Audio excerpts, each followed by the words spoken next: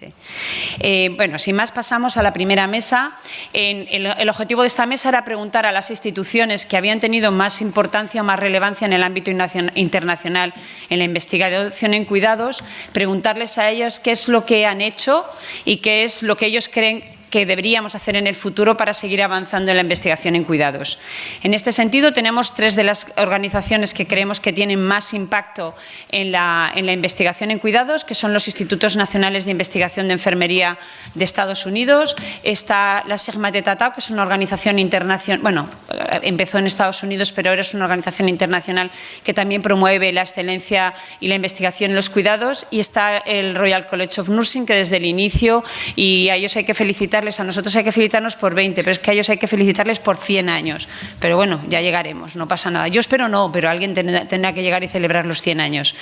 Y a nivel europeo, yo creo que es una de las instituciones con más, con más fuerza y con más impulso, y de las tres hemos aprendido nosotros mucho para poder llegar hasta aquí. La primera ponente es Patricia Grady, a la que, aparte de otras muchas cosas, nos une una amistad, porque nos ha ayudado mucho, porque la hemos podido consultar muchas veces y siempre hemos obtenido una estupenda respuesta por su parte. Ella es una neurocientífica estadounidense que es internacionalmente reconocida por la investigación que realizó y que realiza sobre el accidente cerebrovascular. Desde 1995, incluso más que nosotros en Investen, es directora del Instituto Nacional de Investigación de Enfermería, que forma parte de los Institutos Nacionales de Salud. Es miembro de varias organizaciones científicas y durante su mandato el presupuesto en investigación en cuidados se ha doblado y se han producido grandes avances en la investigación. La doctora Grady es conocida y reconocida a nivel nacional e internacional por su conocimiento sobre las direcciones futuras de investigación en enfermería, y es ampliamente conocida dentro de los institutos nacionales de salud como una de las líderes que apoya más el avance de la mujer en la ciencia. Antes de ser directora del Instituto Nacional de Investigación de Enfermería, ocupó varios cargos académicos en la Universidad de Maryland y ha sido reconocida por grandes premios y es autora de innumerables publicaciones. Y sin más, le paso la palabra para que nos explique durante 15 minutos cuál ha sido el desarrollo de la investigación en cuidados a través de su institución. Patricia, ¿are you going there?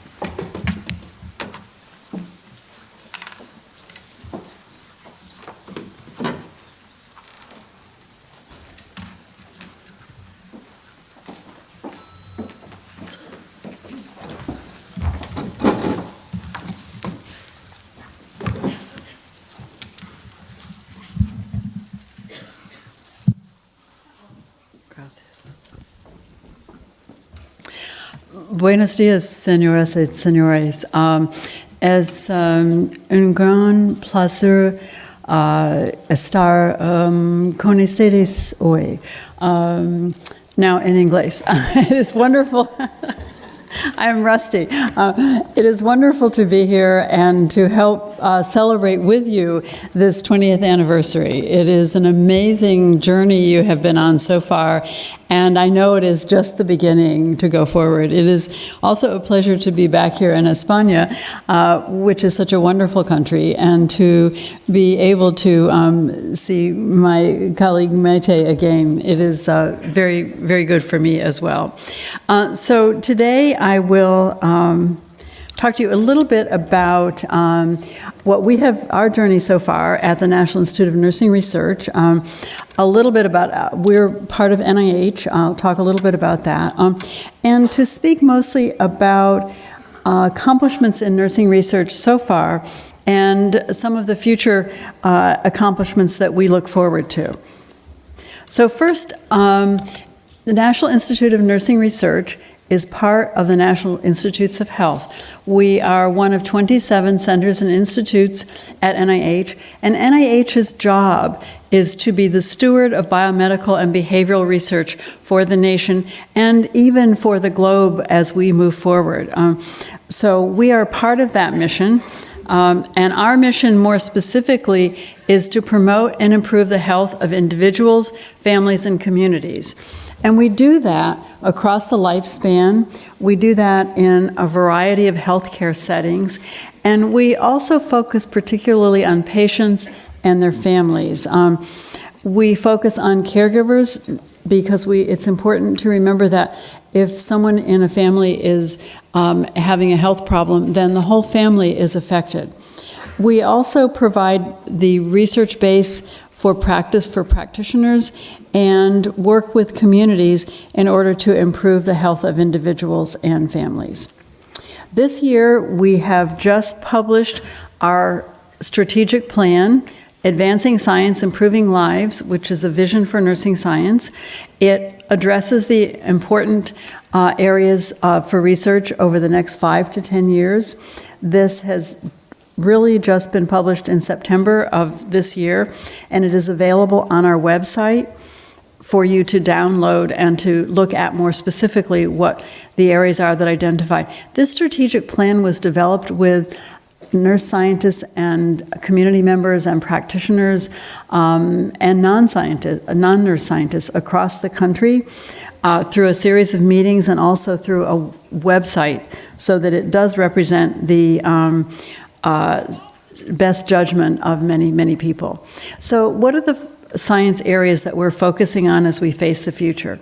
So we're focusing on symptom science, we're focusing on wellness, we're focusing on self-management, which is becoming much more important as our population ages and lives with chronic illness. We're also focusing on end-of-life and palliative care, something that you all, in fact, do better than we do.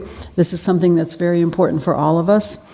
And cutting across all of these areas is the issue of technology, how to use it, when to use it, how to use it to improve health, and also training the next generation of research practitioners.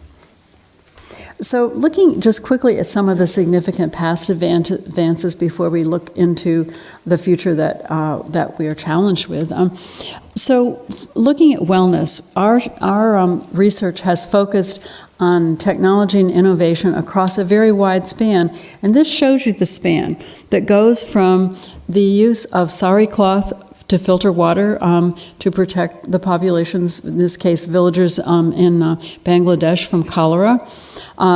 So that's a very early, sort of a low-tech kind of approach, but has been very effective in helping to prevent cholera in that population.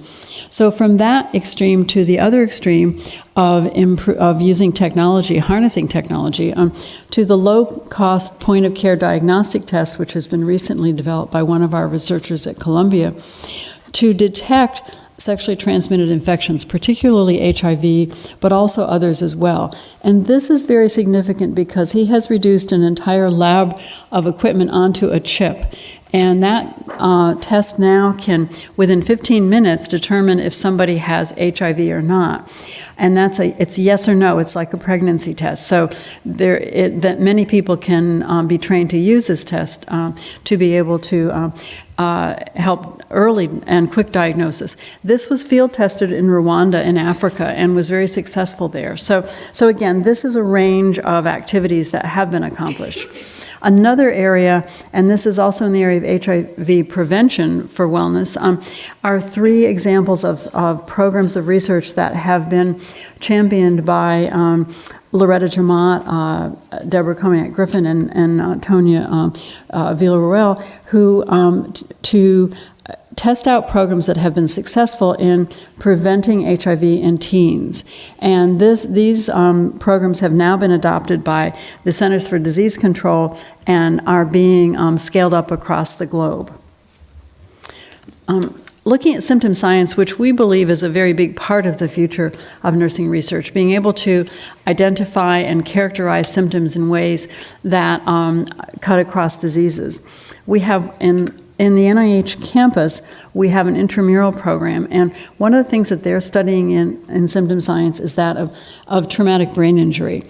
How do you identify early traumatic brain injury? How do you identify those individuals who will go on to have chronic illness and chronic symptoms? And how do you identify, particularly in this case study, soldiers, people who are in combat, who are likely to experience the symptoms of post-traumatic chronic illness when they come back. And so there are a number of studies that are ongoing there, but in particular, a specific protein in the brain has been identified that occurs during traumatic brain injury and may be an indicator of who is going to develop chronic symptoms from this. So we're very excited about that.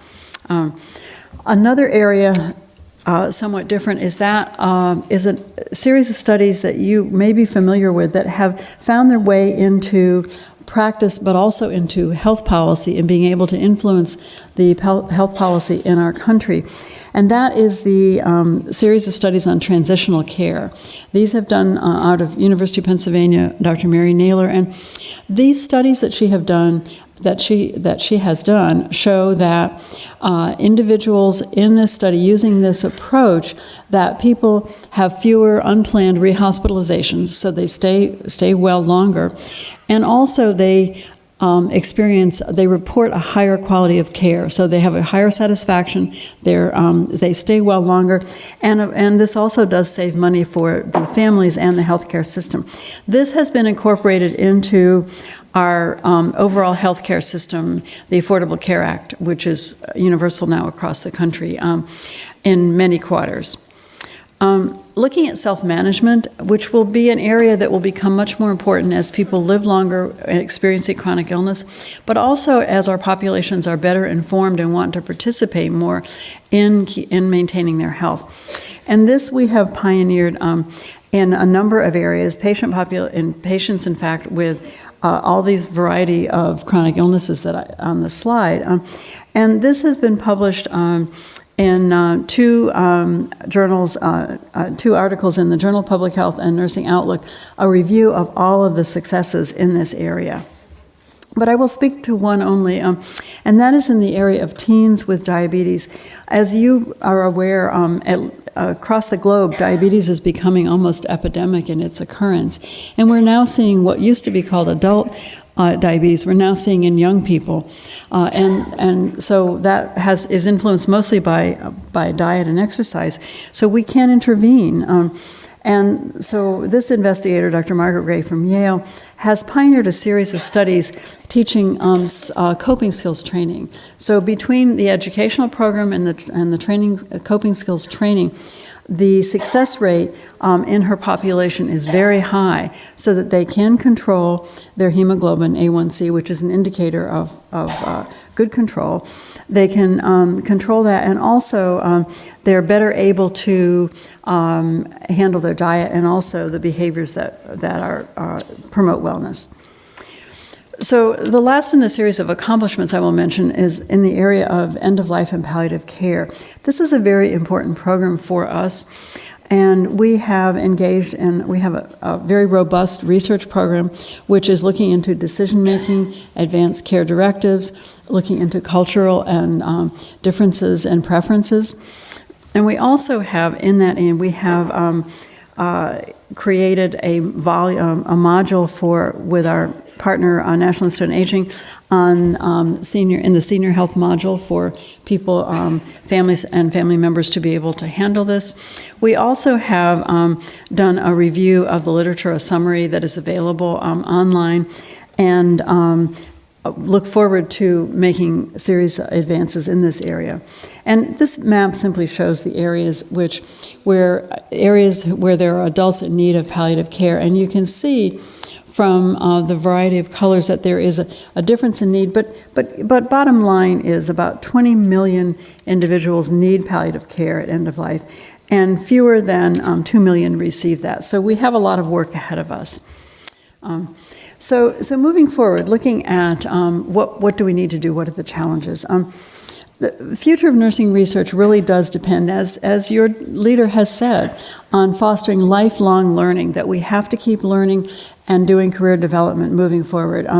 We at NIH have an NIH visiting program for visitors to come. We also have a lot of online resources for people to use, and those are available to you as well. And how to design studies, how to manage a career, etc. So these modules are available on our website, and we do have, as everybody has, I guess, these days, we have a YouTube channel. And so there are a number of YouTube videos on there that are very helpful. So just quickly, moving forward in the 4 areas that I've identified, that we have identified for our strategic plan. Symptom science is about promoting personalized health strategies. Wellness is promoting health and preventing illness. Self-management, improving the quality of life for individuals with chronic conditions. And end-of-life and palliative care, the science of compassion. As always, technology and training cross-cut all of these programs. And just a few words about each of these. In the area of symptom science, the challenges as we move forward and look to the future of promoting personalized health strategies. It's basic clinical and behavioral research that's required here, and we need to develop interventions that will be effective in real-world settings to determine pathways to shift symptom trajectories, and to look for biomarkers and to be able to use biomarkers in symptom assessment, leverage for symptom management, precision health for personalized solutions, and enhanced chronic condition management. With regard to wellness, we need to, in promoting health and preventing illness, we need to look for mechanisms to integrate the latest advances, mHealth, precision medicine, omics sciences, and engage in community-based participatory research and participatory action for the most feasible, sustainable, and disparity-reducing interventions. In the area of self-management, which is improving quality of life for individuals with chronic conditions, we need to enhance health behaviors and adherence or paying attention to treatment. Some of these treatments are so complicated, it's difficult. We need to simplify some of those treatments. We have to promote functional status across conditions, improve health outcomes. Even those with chronic illness can have very positive outcomes if we intervene. And most of all, we need to maintain the quality of life, the highest quality of life that individual can sustain at that time. So end-of-life and palliative care. Again, the research that we're funding explores novel approaches for interventions, evidence-based interventions. We don't have a lot of evidence in this area, but for planning and decision-making, and also for coping, not just for families, but for family caregivers. Integration and coordination of care transitions. As we know, people with serious illness and serious life-threatening illness often go into acute care, come out of acute care, go into extended care, come back home. So we need to ease those transitions, which currently are very, have a somewhat negative effect on quality of life. We need to focus on the patient in the context of the family and within their communities and within their culture. What is very specifically important to them based on their culture. The development of personalized and targeted interventions for this patient, for this family, in this community. Those are very important. And so in closing, I would simply say that we have a lot, those are very important areas as we move forward. We have a lot of work to do. We have a wonderful base upon which to build that which has been done. All of you in the audience and across the globe, the work that you have already been done will provide that foundation as we move forward. We have a lot of work to do, and we can do that. We need to do it together, and we need to do it across geographical and cultural boundaries. And mostly we need to do, as Maite said, we need to be part of teams, and we need to learn to work for a common good, which is the best for everyone, for each individual. So thank you very much. I look forward to spending time at your wonderful conference.